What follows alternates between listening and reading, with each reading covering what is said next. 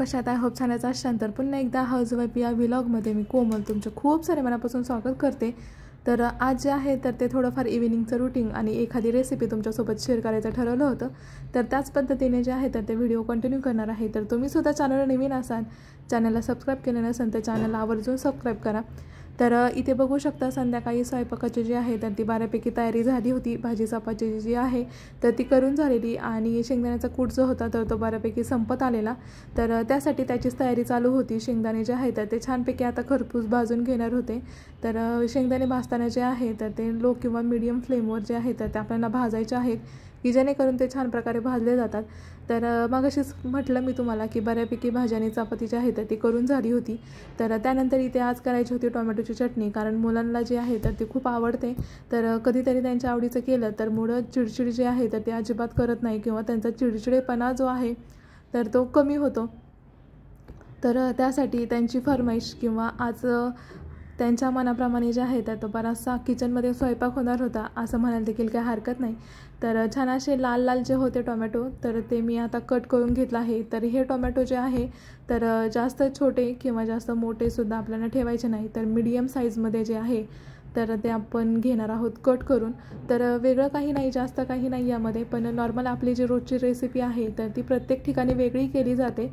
तर आमच्याकडे कशी करतात तीच या व्हिडिओमधून मी तुम्हाला सांगितलेले आहे। तर बघा रोजच्या धावपळीच्या जो दिवस आहे तर त्या दिवसामध्ये आपल्या स्वतःसाठी किंवा मुलांसाठी फॅमिलीसाठी जे आहे तर ती प्रत्येक गृहिणी करत असते असं म्हणायला देखील काय हरकत नाही। तर त्या गृहिणीने स्वतःसाठी जो आहे तर तो सुद्धा वेळ काढला पाहिजे किंवा स्वतःच्या सुद्धा आवडीनिवडी ज्या आहेत तर त्या जपल्या पाहिजेत असं मी बऱ्याच वेळा सांगत असते किंवा मी स्वतः जे आहे तर ते बऱ्याच वेळा मला जे आवडतं किंवा माझ्या ज्या आवडी आहेत तर त्या बऱ्याच वेळा जपते मी। तर प्रत्येकाला बघा वेळ हा कोणालाच नसतो, प्रत्येक गोष्टीसाठी वेळ जो आहे तर तो काढावा लागतो। तर एखादी गोष्ट जर करायची असेल तर त्यासाठी आपण जे आहे तर तो कसाही वेळ काढतो। तर माझंसुद्धा तसंच काहीसं होतं।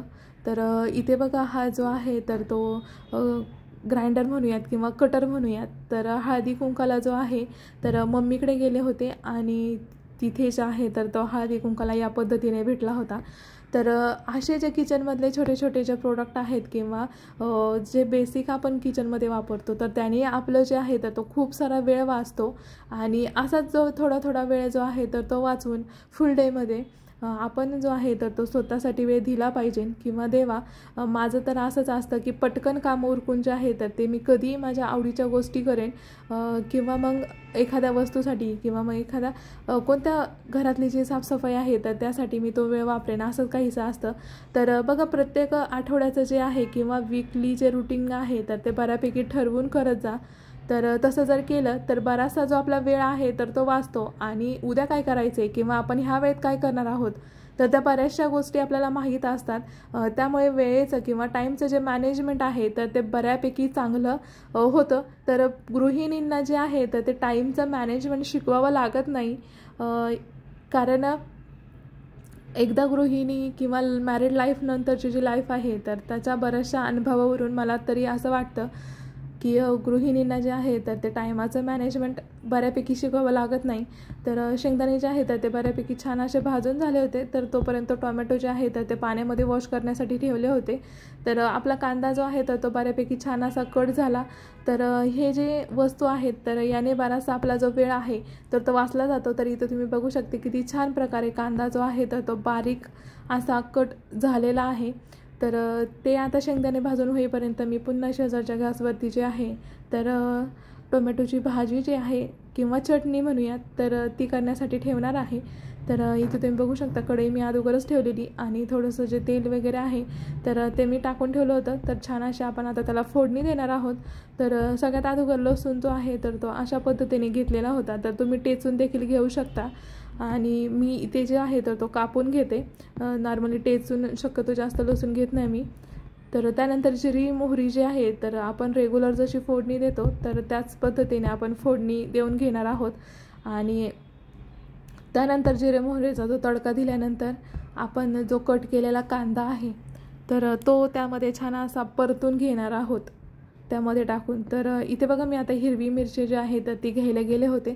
तर हिरवी मिरची पण जेव्हा मी बाजारातून आणते तर तेव्हा छान अशी वॉश करून सुकवून त्याचे ते देठ आहेत तर ते काढून ठेवलेले असतात, की जेणेकरून स्वयंपाकाला जे आहे तर ते पटकन मी वापरू शकेन. आणि ह्या ज्या किचनच्या टिप्स आहेत तर तुम्ही जर फॉलो केल्या तर तुमचा जो स्वयंपाक आहे तर तो हार्डली 15 ते 20 मिनिटमध्ये तुम्ही तुमचा सगळा स्वयंपाक करू शकता. भाजी पोळी, वरण भात किंवा डाळ भात जे आहे तर ते करू शकता. तर मी तर या अशाच पद्धतीने बऱ्याच गोष्टीचं प्रिपरेशन करून ठेवत असते जेव्हा केव्हा मला वेळ भेटेल तेव्हा. तर अशा पद्धतीने जर तुम्ही रुटीन किंवा तुमचं जे रोजचं डेलीचं आहे ते जर फॉलो केलं तर तुम्हाला नक्कीच तुमच्या आवडीसाठी किंवा स्वतःसाठी जो वेळ आहे तर तो नक्कीच भेटेल. तर बघा, मुलं सांभाळून घरातलं जे काम आहे ते करणं तर ते पॉसिबल होत नाही.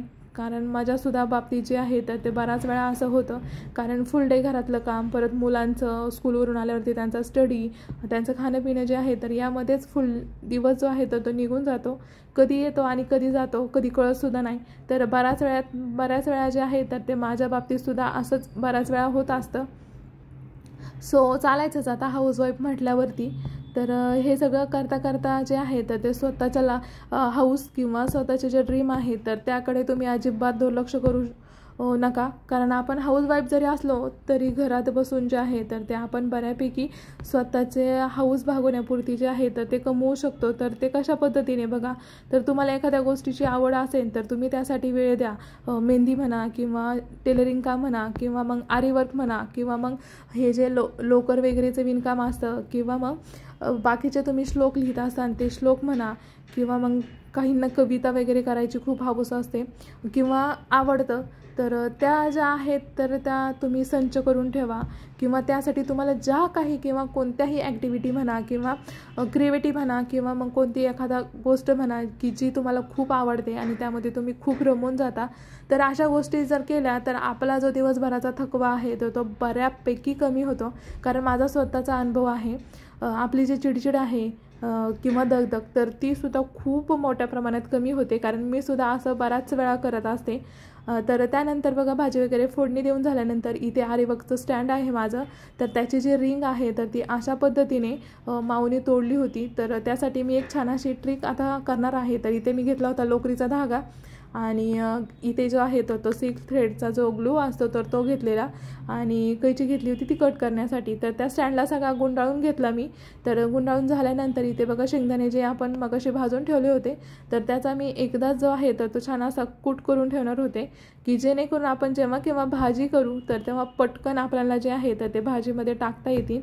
तर त्यानंतर बघा हा कूट वगैरे झाल्यानंतर मी छान असा किचन ओटा क्लीन करून घेतला. भांडे वगैरे जे होते तर ते सगळे मी रात्रीच घासून ठेवले होते, कारण की दुसऱ्या दिवसासाठी आपण जेव्हा उठणार तर तेव्हा हा जो पसारा असतो तर तो बऱ्यापैकी कमी असतो आणि क्लीन किचन दिसला तर किचनमध्ये काम करायला किंवा सकाळचा जो स्वयंपाक आहे तो करायला तर खूप छान वाटतं आणि माइंड जे आहे तर ते खूप फ्रेश वाटतं. तर त्यासाठी रात्री जे आहे तर ती अशा पद्धतीने प्रिपरेशन करून ठेवत असते. तर बऱ्यापैकी शेंगदाण्याचा कूट संपला होता म्हणून केलेला. रोज तर मी करून ठेवत नाही, एकदाच करून ठेवलेला असतो. तर त्यानंतर बघा आपलं काम झालं तर आपण ज्या वस्तू वापरतो किंवा घेतल्या होत्या तर त्या पुन्हा जागेवरती ठेवायच्या, म्हणजेच की लगेच ठेवला तर घरात जो आहे तो अजिबात पसारा होत नाही. तर त्यानंतर मिक्सरच्या भांड्यातला जो आहे तर तो लगेच शेंगदाण्याचा कूट काढून मी ते भांडं जे आहे तर ते वॉश करण्यासाठी ठेवून दिलं होतं. तर ते सगळं उरकल्यानंतर संध्याकाळी जे आहे तर ती मी घातली होती मुगाची डाळ भिजत, कारण मला दुसऱ्या दिवशी जे आहे तर ती करायची होती दुधी भोपळ्याची भाजी. तर त्यासाठी चॅनल नवीन असाल, चॅनलला सबस्क्राईब केलं नसेल तर आवर्जून करा आणि असेच व्लॉग पाहण्यासाठी चॅनलला नक्की सबस्क्राईब करा.